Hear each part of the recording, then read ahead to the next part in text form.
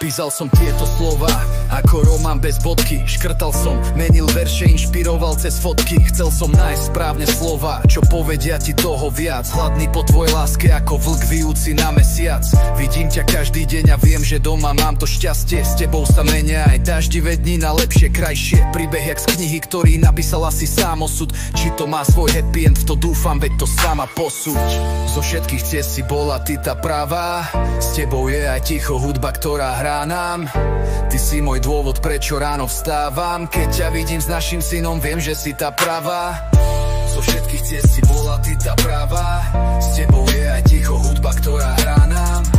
Ty si môj dôvod, prečo ráno vstávam. Keď ťa vidím s našim synom, viem, že si tá pravá. Boli sme ešte deti, keď stretli sme sa po prvýkrát. Nevedel som, že raz budeš človek, ktorý ma bude mať rád. Osud si nás choval jak Jim v lampe, nesplnený sen. A teraz máme rodinu, to je fakt slušný game changer. Tvoje oči sú mi domov, tvoj hlas je mi melódia. A náš synček to je refrén, dokonalá symfónia. Čaká nás spolu ešte veľmi veľa krásnych dní. Budem tvoj muž, ty moja žena, verím na veky. Neveril som, že láska prežije aj takú dobu, no nakoniec budem prisahať vernosť až do hrobu.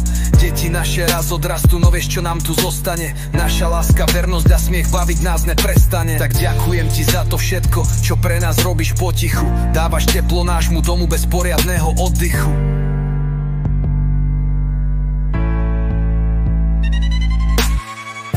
Zo všetkých ciest si bola ty tá pravá.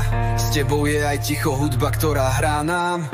Ty si môj dôvod, prečo ráno vstávam. Keď ťa vidím s našim synom, viem, že si tá pravá. Zo všetkých ciest si bola ty tá pravá. S tebou je aj ticho hudba, ktorá hrá nám. Ty si môj dôvod, prečo ráno vstávam. Keď ťa vidím s našim synom, viem, že si tá pravá.